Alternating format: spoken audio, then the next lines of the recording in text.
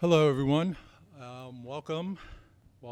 Thank you for joining us at this event to celebrate Black History Month. And welcome to OUTFRONT HQs.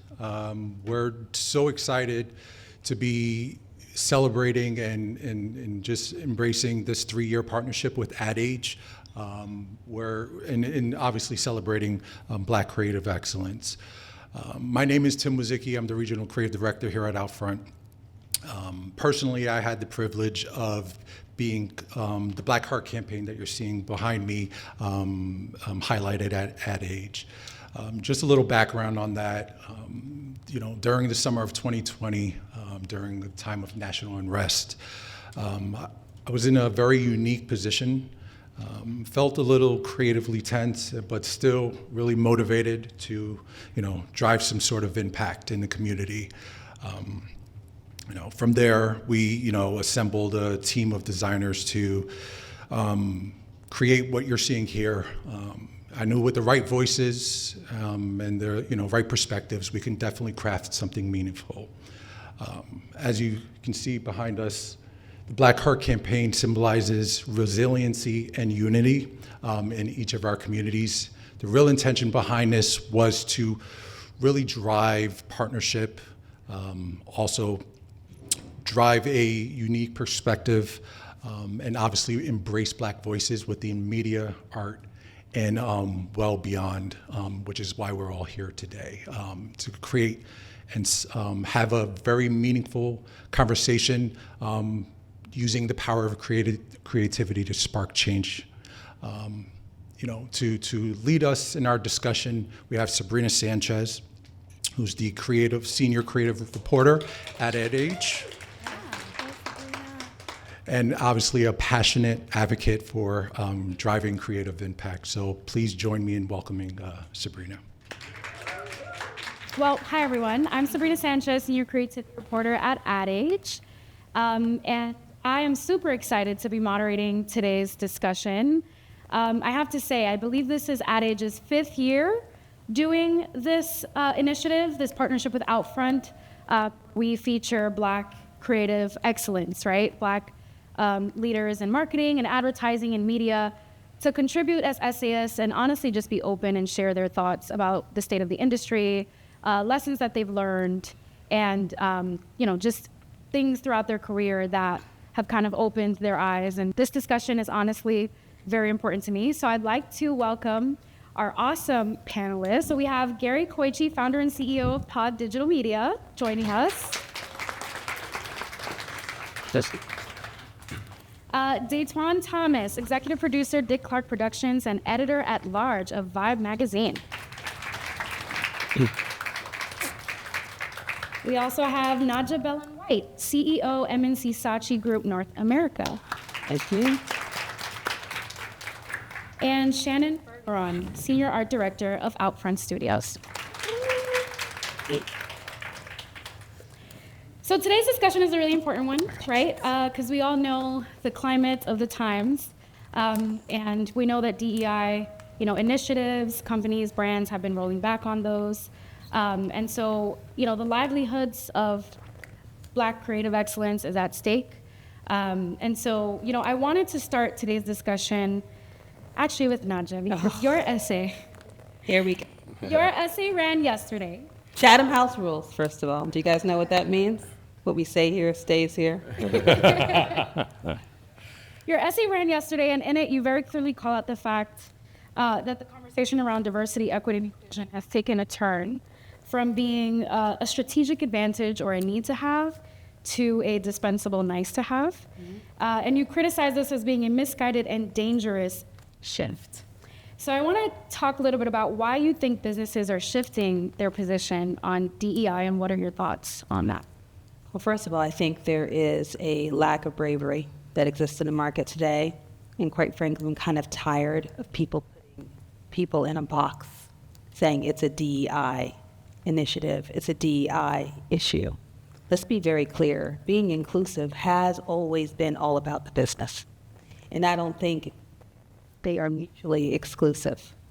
Being and having the most inclusive organization, making sure you market to a wide swath of individuals, should not be based on a DEI agenda. It should be based on a business agenda.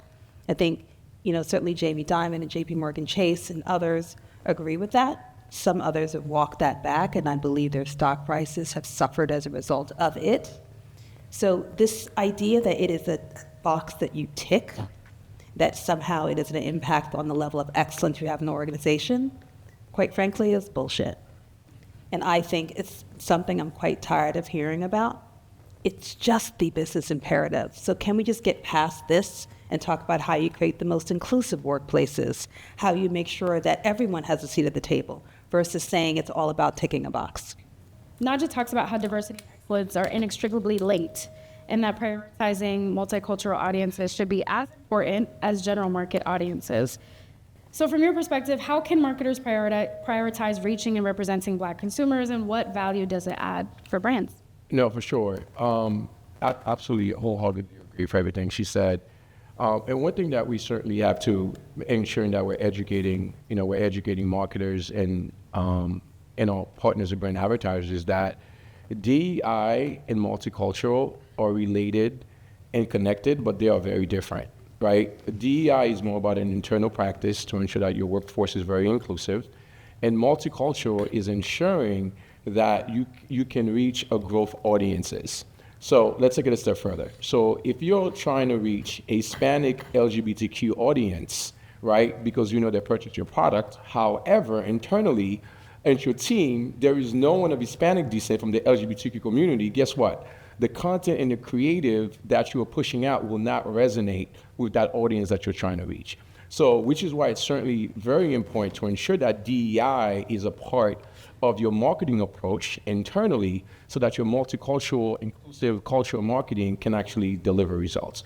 And then that being said, also having more of an inclusive workforce helps you identify the various platforms that can sort of help you understand the different cultural nuances that's needed in order to create brand resonance, right? So, which is why certain companies will know about, hey, maybe audio is the best place to reach Gen Zers, or it might be social, it might be streaming, or it might be social media. So it's very important that you don't arrive at those decisions without having the right insights and knowing how to execute them internally to actually go out and deliver on those campaigns.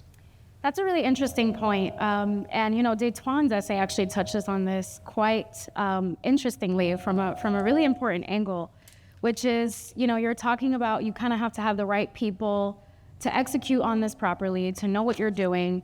And Daytwan, you talk in your essay a lot about Kai Cenat as a creator and the production behind him, right? We've seen obviously his content on platforms like Twitch, but then we've also seen him appear in advertising in a very different way.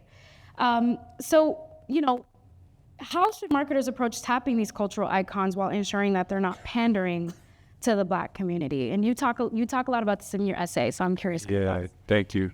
I hope y'all can hear me on the Janet Jackson mics. So I don't know what it was about that commercial that really just resonated in a bad way with me.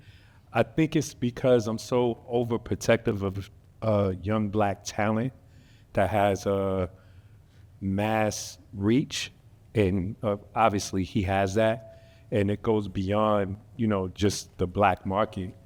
But I think when I saw that commercial, and I'm not sure if everyone knows, it's the commercial with Kai Cenat for T-Mobile with Snoop.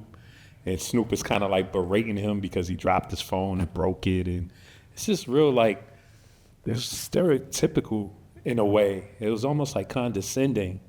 And I felt for a moment like that with such a huge talent like that, there could have been a better storyline. This is a kid from the Bronx. I'm sure if you go anywhere on Gun Hill Road, there's about 8 to 12 100%. T-Mobile spots down the block. Right. There's a thousand other ways that they could have told that story, especially with the talent with Snoop. They chose the route that seemed a little demeaning to me. And I think what needs to happen is someone needs to have that spectrum eye to say, hey, you know what? This might hurt an audience, or it might speak down to a certain audience, and no one said that, obviously. Yeah. Yeah, Naja and Gary, I saw you both nodding your heads. I mean, it speaks to a lack of representation. Automatic. It rots from the head down. I mean, because you got to look at who's represented on boards, and you got to look at who's really making the decisions. I mean, the truth is, oftentimes people are frustrated at the CMOs and the people who are actually signing the contracts. You got to look at what the business imperative is at the very, very top. Yeah. And the commitment has to be at the top. And if it's not there, what you get is a watered down effect, and what the output is oftentimes ineffective. Right. Right. Right. It's also speaks to how large corporations at times, whoever is hot at the moment, let's actually just piggyback on it and they just create content, not realizing that his audience actually may not even know who Snoop Dogg is, right? So therefore, if anything, they could have used that moment in a way that sort of really brings Snoop, where they can actually connect both, both Snoop Dogg's audience and Kai Cenat's audience. So I'm aligned with you on that. Appreciate they just see what sticks because he's popular, and that doesn't always work. Yeah. Let's just get his audience and Right, not exactly. care about the messaging. Right. Yeah. That's the most destructive part of it to me, because once again, it's not just about Kai Cenat having like this massive audience. This is a young black kid from the Bronx with locks that's connected to Caribbean culture. There's so many different angles. There's so many different things that could have been a teachable moment for mainstream America.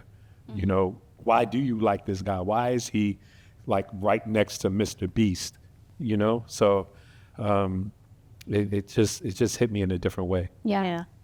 Yeah, I think, an important part of this conversation is that in order to have creative excellence at the forefront and kind of externally, you have to have it internally, right? That seems to be the overarching theme here. And obviously we're seeing in current events that is becoming less prevalent and less of a priority to a lot of businesses.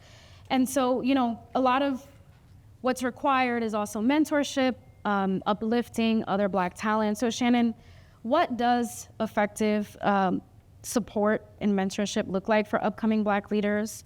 What are some things that, marketers can do to uplift the next generation of Black excellence? I would say you could offer honest insight and industry knowledge. A lot of Black creatives, young Black creatives, don't have that.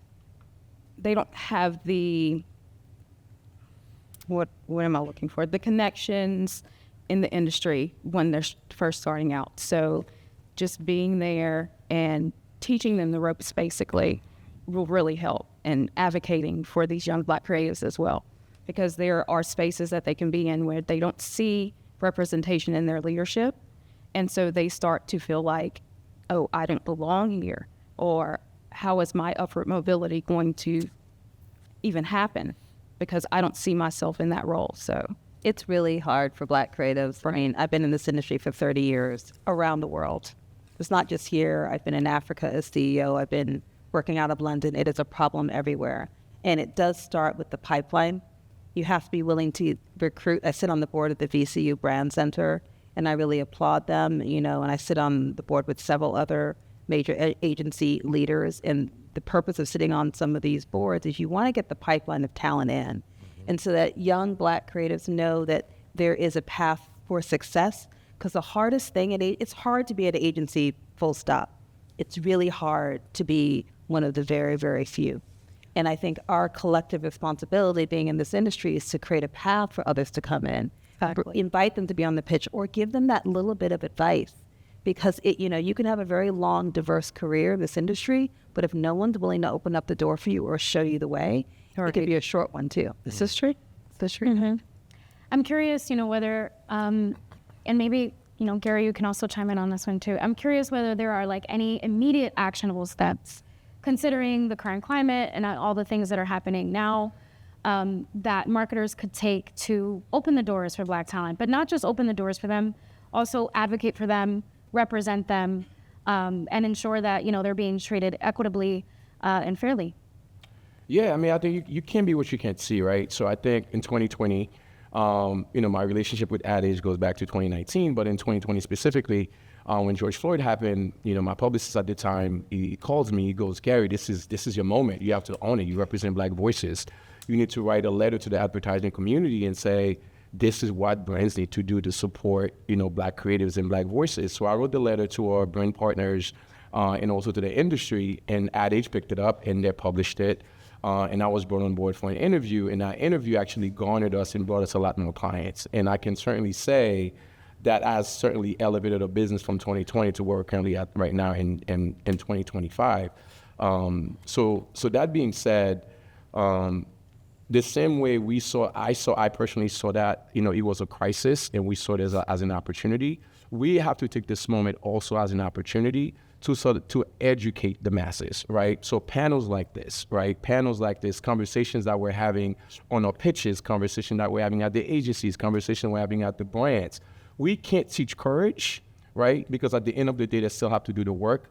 But on our end, what we can ensure is that we can give them the nuggets, the ammunition, so that they can actually go back internally and share the information so that we can actually change the landscape, right? So I think for me is some folks are panicking. They're saying D&I is there. We're not getting any dollars. Budgets are going down.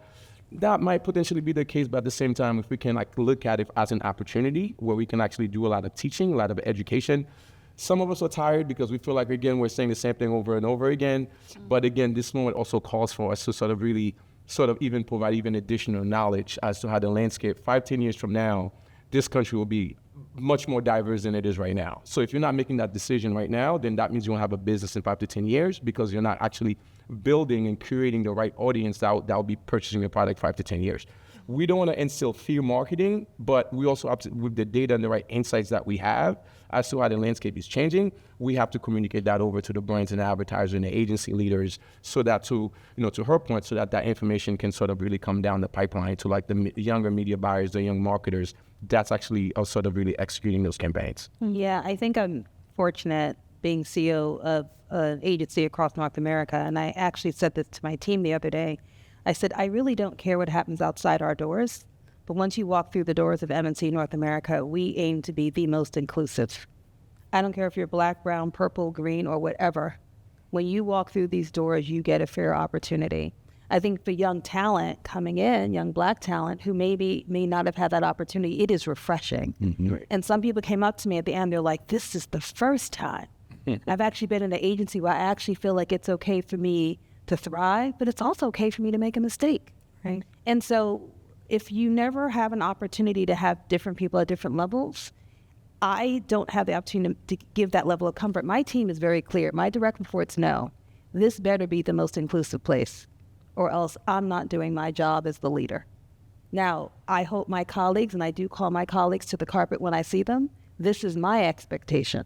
But the industry has a responsibility, right? You can't put it all on the brand. You can't put it all on the boards. We have a responsibility to demand it, to train people, to be your brother or sister's keeper. If that is not what we're doing, then why are we doing what we're doing? Right. Very true. Shannon, you had an interesting story that we talked about actually before this panel about mentorship in your life, right? Yeah. Can you tell us that story? I'm just curious, what impact did it have on you in your career? So I started in this industry when I was 19, and I was young, green, and I really didn't know anything about working in corporate America. So I really didn't even have a mentor. So it was fail fast. And there were some mistakes that were made along the way, but that just comes with not having someone in place to help you in that role. So I decided from then, I knew that it was hard for me, so I didn't want to make it hard for the next person. I wanted to help them out in any way that I could. So if that was being an advocate for them, just helping them out and making them feel like they belong, I was willing to do that. And I'm curious, how did you get involved? Like, how did you provide that mentorship? During my career, it just evolved into a leadership manager role. And I said, okay, I need to be an advocate for these young Black creatives, because I was privy to some conversations that were had where it was very veiled that management felt a certain way. And so I was like, okay, now it's time for me to be their protector, because I didn't have that. So that's pretty much how I got into it. Mm-hmm. And that's why I'm so passionate about being a mentor to young Black creatives, because I didn't have that. Right. There was no buffer for me. I just had to take it. So You got to big up to Shannon Washington. I don't know if you guys know Shannon and Piper Hickman. There's some people out there. And I met Shannon when she was a young, like art director. And, and I said to her, you have some talent. You need to be at the Drogas and some of the other agencies. And you need to share your talent with people. And I think, I applaud her, and she's not here, but she makes a point of mentoring young talent and takes pride in mentoring young talent, whether she's been at RGA or at Droga, or she's at Gotham now, I think. Wherever she goes, she sets an example. And there are lots of creative leaders out there that want to do that work. Yeah, I want to throw it to Datewan for a second because, you have a very interesting vantage point of the production world, but also like editorial world through Vibe. And we talked a little bit about just representing internally, having those mentors. I'm curious in this space where being Black is such a unique identity, and you're trying to find other people that look like you, places that understand you, things like that. How can mediums like this bring that culture, bring that feeling to other people outside? Wow. It's been a crazy roller coaster type of feel to be in a leadership position after I've listened to you both. That's leadership, basically. That's what can open the doors. It's someone saying, we know what the normal is, but this is what the right is, to be able to usher in new ideas and people that might not feel that their voice is being heard. I'm a leader. I'm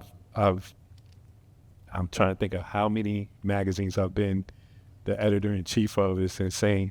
But throughout all those years of doing that, the one thing that really sticks out is the amount of interns that I've helped go to the next level because I opened the floor to them. Yeah. Even if I had my actual staff there, the interns had a voice. And if we're not listening to the youth or opening up the floor for them, you're not going to get that new idea. You're not going to. A lot of times, you're actually going to be the old person in the room, looking at old ideas, and they spark so much. So just by looking at the youth, a lot of times, and being able to help them, because a lot of times they're rough around the edges. You're able to find new avenues and new profit. There were so many times where it will be like someone that you would never think will have like this incredible idea, but they were so afraid to say something. I think fear cripples companies. Yeah, I mean, truly cripples them. Yeah. And a lot of times, I saw this recently. I don't know how many people know Little X, the director. He was mentioning how there was a Poland Spring bottle in it was the Game of Thrones, right? And somebody was like afraid to say something, like, well, that's not supposed to be there. Right.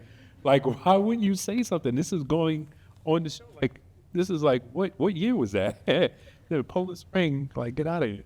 So I say all that to say, like, the fear cripples people from even being able to say something when they know it's wrong. And that's what happens a lot of times when leadership is a little too rigid and they don't allow for people to be able to speak their minds, This is really interesting. As you're speaking, something that came to mind is like, and I'm curious from all of you, if you can answer, what do you do in a situation where leadership is also under threat, right? And I say that like we see at the corporate level that at a lot of big holding companies and, at big brands and things, a lot of the, diverse people at the top are also being removed. Yep. So what do you do in that case? How can the community stick together and still, kind of rally around each other, provide opportunities, elevate the new generation when they're also being threatened? I mean, it's funny because I'm part of the CMO Alliance, I'm part of Ad Council, I'm part of Patal. But in Becca, the Black CMO Alliance, we talk about this constantly, right? And everybody in this particular organization are all C-suite. and everyone's under attack. People are being fired for not the right reasons, and we all know why. But that does not mean our commitment to mentoring young people of color has changed or has wavered. And yes, we are under attack. I am under attack constantly, always being questioned, always being undermined, always the why. That does not stop, no matter whether you're at junior level or at the senior level. But the key is, one thing that was unequivocal about what we said is our commitment to mentoring young people does not change. Because I actually think now more than ever, they need support and guidance for someone to say, what do I do now? Because for some, we're in uncharted times. If you're a little more seasoned like myself, you've seen a bit of this before. That's so wild. That's so wild. But it's true. The reason why I say that is because this is my second panel today. I was at a high school, Franklin High School in Jersey, and all the kids were between the ages of 15 to 18. Yeah. And they were like, what do I do? What's next? And they're looking at what's happening in government, and they're like, can't even think about a government job anymore. You know what I mean? Like, they're wondering what's next for them in the scope of careers. And because of what's happening in America right now, it's making them think differently from the creative arts. That hurt my heart so much. I was just trying to let them know, you know, don't let the fear of what's going on hurt, because yes, it's 4 years of craziness that we have to go through.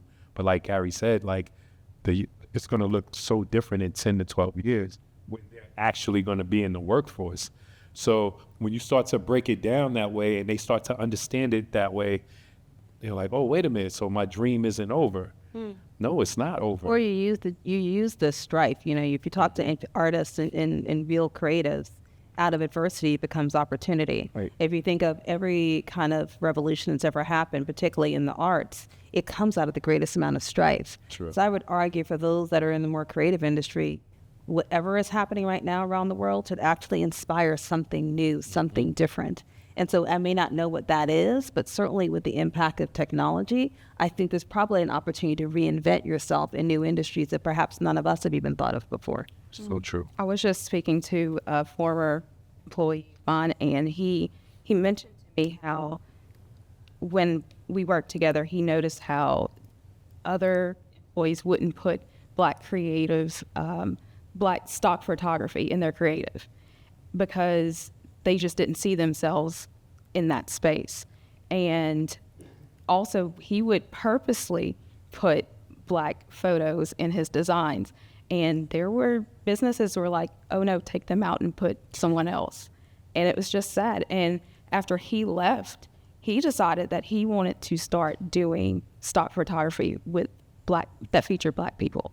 So that was just a major thing for him. He was inspired out of that adversity to just go ahead and make the space for himself. Yep. So. That's dope. Harry, do you have any thoughts? No, they got it. Yeah. So, I think I'm curious, how else the industry can better recognize the contributions of Black creatives. We talk a lot about strife, and we've talked a lot about strife in this conversation and what we can do to sort of like keep pushing forward and make sure that the next generation is empowered. But how else can we give each other flowers too? Give each other grace and acknowledge, everyone's contributions, because to Gary's point earlier, there are times where folks are tired. Yeah, they're tired, but I would argue that some Black creatives don't even want to be seen as just Black creatives. They want to be known as just the best, the most creative, right? Like, so, I mean, I hear that a lot. Don't pigeonhole me in a box, because my aperture is far wider than what you're going to limit me to be. And I think if anything, we give them opportunity to be at the table with everyone else and give them opportunity to work on that production, to work on that TV spot, to work on that print ad, that experiential, that digital experience. And don't put them in a box saying you're only going to work on what I decide is multicultural, when all of it really is of the culture. Right. So it's real. It's really tough, though. I think one of the things is because of the benchmarks that we have as great, it's the Oscars, it's the Grammys, it's that. And if we aren't included in the nominations, then it feels like, okay, you're only great for NAACP and Right. those type of things. So it's also like, how much acceptance do we want from other, and you said for us to give ourselves flowers, you know, though that's the main thing. And coming up with like, I would say new platforms to celebrate. People might be a little bit, you know, award showed out, but at the same time, that's one of the best ways to help foster another movement on creativity that probably wouldn't get that love in the first place. Yeah. Okay. No, go ahead. No, for me, I'll say it's through collaboration without a doubt. On our end, for example, you know, we are the leader in audio, you know, which is Spotify, Apple, SoundCloud, Stitcher, et cetera. But a lot of our podcasters are now creating video content, right? And sometimes some of that video content needs to get additional eyeballs. So you might go on YouTube, but I also know if I know the CEO of Reach TV, Linwood Bibbins, I can say, hey, Linwood, I have this great creative that has this great asset. You know, they're looking to give their shows additional exposure. What are your thoughts on making sure that the video exposure gets some ad space, you know, at all the airports where you actually have the inventory, right? The answer will always be yes, right? Because we have that relationship. Or, you know, even Detwan, you and I don't have that relationship, but I also know someone is looking for that additional exposure on the editorial front, is reaching out to you. So I think on our end, as leaders and CEOs of these platforms that currently exist, we do have a role to play to see each other as partners, as collaborators, which is seeing each other as competitors, right? Because then what that creates, it creates the space not only for us to actually now be able to sort of even create emerging platforms as a unit, but also the younger generation are watching us, they're paying attention, and then now they're seeing us because you can't be what you can't see, right? So as you're seeing more collaborative, we're being collaborative, we're working together, so that it creates the space for them to do the exact same thing. Automatic. And it's so funny. I did that to Lynn today. Check your DM, bro. But there is no quick way Right. towards success. Let's be very clear.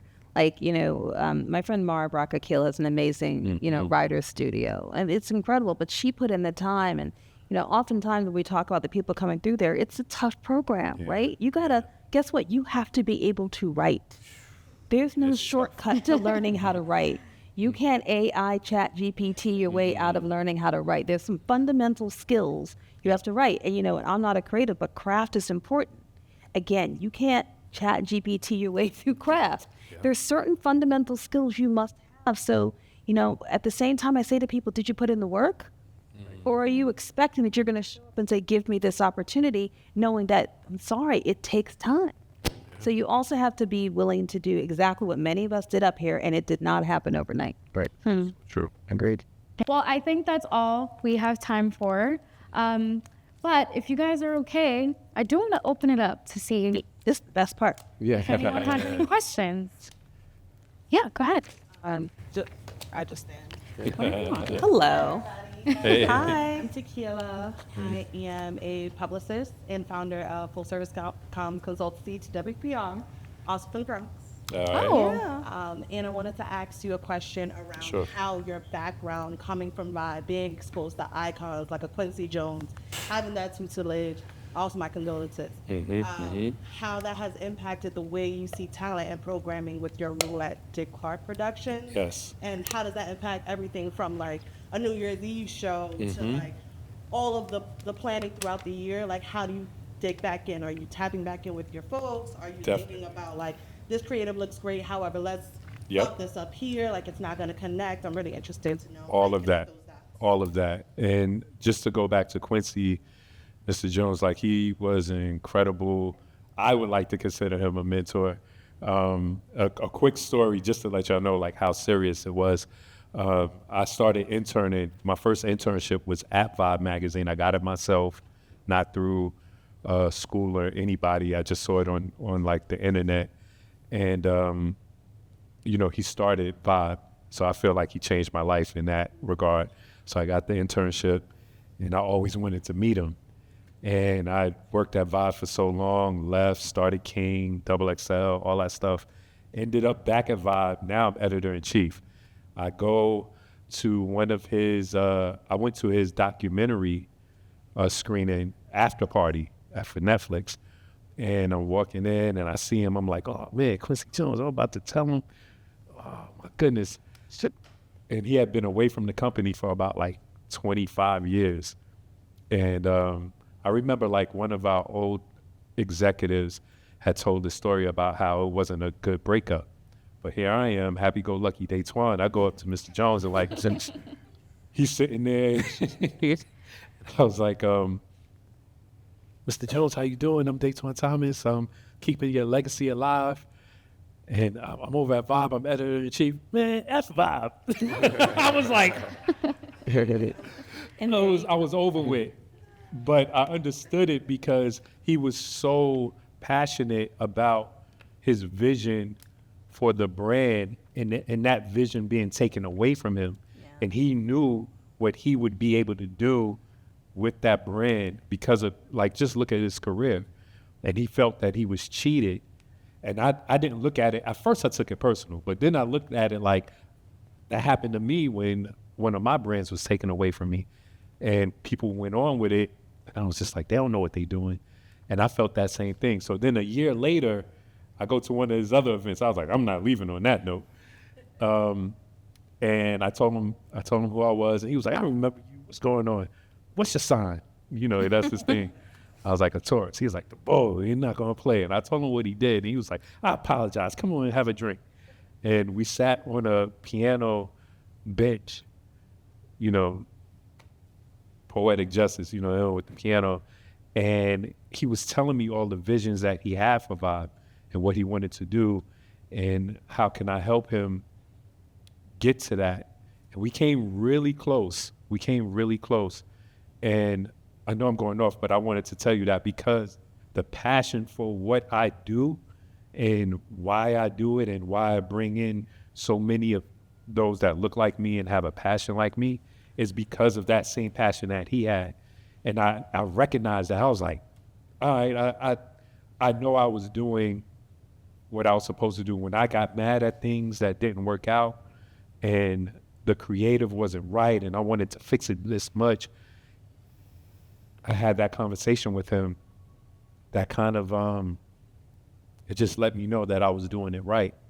And I just carried that with me. And this all happened 2018, 2019. And if you go on my IG, you'll see like the conversation that he and I are having. I just use that as an example of this man is gazillion dollars, the craziest of status, the most record sales in history, and he still is upset about not having that one vision thing that didn't happen. I know that kind of pain, and I was just like, I want to be able to create with that kind of passion and have others understand what that means. So when I'm at Dick Clark, I'm thinking about, okay, what does this look like? What does this problem look like right now? It looks like what happened when I had to deal with Jay-Z and the rest of them. If it's a artist that might be tough and their team is tough and the negotiations are hard and the budget is out of whack and all of that stuff, but you still gotta put something on TV. So what does this look like that I dealt with before? And if it's different, how am I going to change that? So I lean on my experience so much lately that I'm glad I am who I am. And I went through what I went through because it's giving me new kind of success. Good. So that's my one. Mm-hmm. Thank you for the question. Anyone else? Yep. Hi, Victoria Monitor, Vice Marketing here at OUTFRONT and also a co-founder of one of our ERGs. But my question is with regards to allyship. So obviously as leaders and allies within our organizations, we can absolutely advocate for Black creatives, but how can we also authentically learn from them so that not only are we rising them as individuals, but we're also rising our diverse thinking across all different types of diverse employees? Do you want to take pictures? That's yours for sure. Gary said, that is yours for sure. I mean, look, the first thing you actually have to have some Black creatives.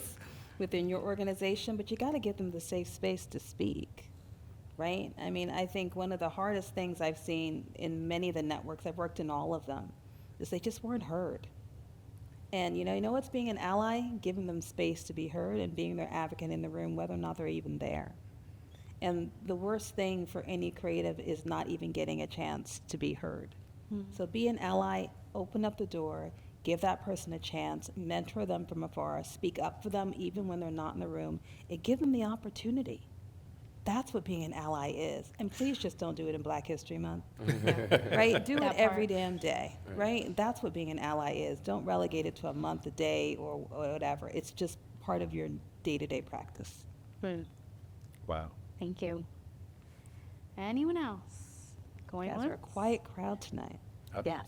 Got one over. I have a question. Hi everyone, my name is Shakila. I'm a social media strategist and also a photographer. And I'm a dreamer, like a lot of folks in this room. So my question is for you, Ditwan. What would you say if I, for example, decided 2 days ago that I wanted to be an editor-in-chief? Where would I start? Like, how does that process start? I think in today's market, an editor-in-chief is so very different than the one that I became and how I started. I think everyone in here is an editor-in-chief because they have their social media platforms. So you curate your creative thoughts and you put them out into the world. And then if you want to umbrella that under Shaquila's dope stuff, you know what I mean? Now you're editor-in-chief. And if you're as consistent as you would like to be and as impactful as you would like to be, you can take that and send it to the people over at Time Magazine or whoever and let them know, like, all right, this is what I've been doing. Look at my growth. Look at what I've been able to trend spot. Look at what I've been able to actually impact. I think that's kind of like what it is. But in transitioning from your skill set works very well for what you would like to jump into. And that was one of the things that helped me jumping from hip hop journalism into producing, at Dick Clark. My skill sets from my previous career really blended well with where I am now, and that's one of the things that would probably help you a whole lot. But really it's your own curation and consistency. And let me make a comment, because I have a friend that worked as a publisher of Vogue in the UK. And I will tell you what was so impressive about her, and she teamed up with Edward, is to be an editor-in-chief, you need to not only be able to do the writing, the curating, knowing about AI, but you got to know the business. And you'd be surprised how many people think that being an editor means you don't really understand the numbers. You need to understand the numbers. Right. Because you need to be that invaluable asset at that brand, even if it's your own brand, bringing in the number of advertisers, support your platform, you are indispensable. Screw. Yeah, I mean, I want to add to that on what you said, because we work for a lot of podcasters or creators, and we'll get them. They'll come knocking on the doors. It's like, hey, I've been doing my podcast for months. I'm looking to monetize it. Can you help me? I'm like, okay, cool. What are your numbers? Do you know your data? Do you know your insights? And they're like, What? I'm like what? Look at these views, right? And then they're like, no, we have the views. And I'm like, is it 60% male, 40% female? Is it 70-30? They're like, are they in New York? Are they in Chicago? And they have no idea what that looks like. And I think it's, and also to the other flip side to that is like today they'll wake up, the sky is purple and they stop creating content.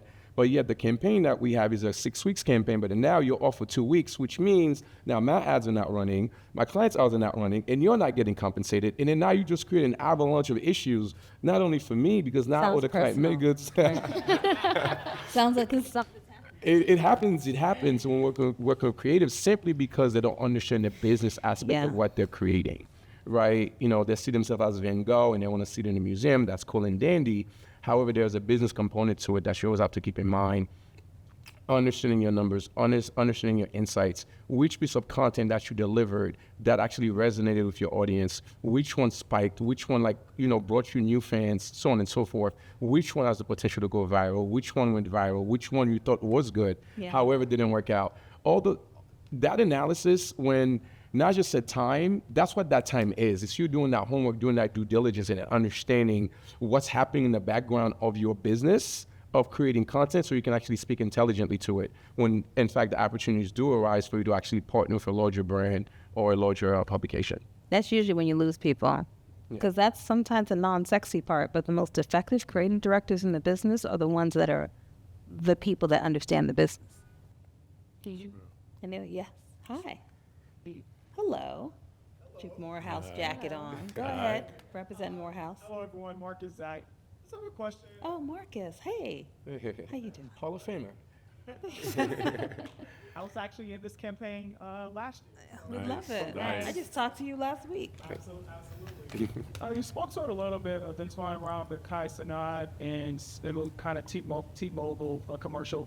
But I think probably a lot of us have been or will be in moods when you see creative content or output where it's maybe cultural appropriation or modification Yes. versus truly adding cultural resonance to the work. Yeah. What are maybe some ways that someone could be intentional around calling out when the creative is not really spot on it, bringing their perspective while not getting fired?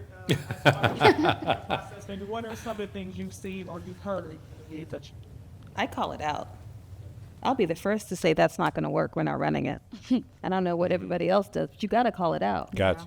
Definitely. No, but you're a CEO, right? So it's a It's a little different. so let's be clear. There's no here. fear factor. No, It's but very you different. There's no fear factor. Yeah. But you, at every level, you have to call it out. Yeah. It's the worst thing is to see something running. I'll tell you a fun fact, and I'm not going to. I was a young VP, and I was in a brainstorm with a PR agency that was doing some work for Unilever, and they showed an ad for Vaseline, and it was a black woman, and it said, "Finally, I feel comfortable in my own skin." Whoa. And they were like, "Isn't this amazing?" And I was like, Vaseline? and I was like, wait, as the only person of color, as I was looking around like, you've got to be kidding me. Did you guys think this is good? And they were like, this is amazing. I said, I tell you what, you are not running this. You're not running this. Matter of fact, this isn't even going to leave this room. They truly did not know what they did wrong. Wow. And they had the comma, it was finally comma. They had zero clue. When I explained to them why it was wrong, no clue. Yeah. But had I not spoken up, it would have been a far worse situation. So the point is, you got to speak up. You have to. You got to pull someone aside, pull them up and say, listen, unless you want to be canceled completely, do not do this. Right. So that's my thought. Yeah, I think I'm also a huge advocate of it's never what you do, it's how you do it, right? So it's just certainly, again, the data points or using like examples where someone may have been canceled for the exact same reason and say, look, this is what they did. Again, they didn't get a lot of backlash from it, as much as I thought they would have. But again, you can certainly say, hey, you guys didn't get backlash. However, those are the tweets from some important people, and this is how the ad made them feel. Moving forward, this is actually how we should, optimize it and making sure we approach it in a different manner. That's right. Yeah. Yep. Mm-hmm. Good question. Yes, to the back. Last one. The last one. My name is Bonta. I'm a screenwriter. I feel like out of place, but I was going to ask, how do you guys know when to put your hand or like an Easter egg or a cosmet? Like all YouTubers and stuff that Easter egg that's kind of like taking over like the whole like world business, like she did that world. But as people who seem to be like a middleman, they who don't want not being selfish and kind of reach your back. How do you guys know who is worth? Wow. Because I was going to say the cosmet and the dark stage. I think about, what if they do a pose and someone say, well, we'll just get someone else, but another person probably don't have to be black, because, it's just POC, sometimes marginalized and something. I know it's a compounding question. I guess the sense of value is like, how do you know the next big person to pay attention to, and how do you advise people who do get there not to, I guess, a little stereotypes about the old Irish black people. My dad would disagree with me if I dropped something. That's just my dad. I mean, at least for me, especially like as an editor-in-chief, I'm constantly, or I was especially constantly like asking people, what are you into? inspiration, like I'm hearing things. But I feel like one of my superpowers is that I know talent and I just feel it. There's been times, my wife is here, she'll tell you, like, I'll say, yo, Kendrick is crazy. And this is like '09. Said he's going to be like the illest ever. And I've done covers and stuff like that. And to see him do what he's doing on the Super Bowl stage, I'm just like, wow, like really caught that. And some people would be like, oh, that was an easy kit. But then I did it again earlier this year with, actually last year with Doechii. And I was like, she's incredible. And this is before Nissan. This is before all of that stuff. It's just like you could just see it and feel it, the way they speak. Some of the creatives that they'll put out attached to whatever their main thing is. Sometimes I see it with visual artists. I'm like, oh, my man, Natural. I could just see something, the way that he would put, you know, something like Jordans with something else. And it's just a feel that I get. And I feel like that's been sustaining me, and it will continue to sustain me because I trust me a lot of times. But I also look at, I'm looking at the landscape, like, is there anybody else coming? Who else is this dope? Yeah, that's my. Hannah? No, I mean, my group, there's a group of women I talk to, some guys too, and we are always looking out for each other and other people.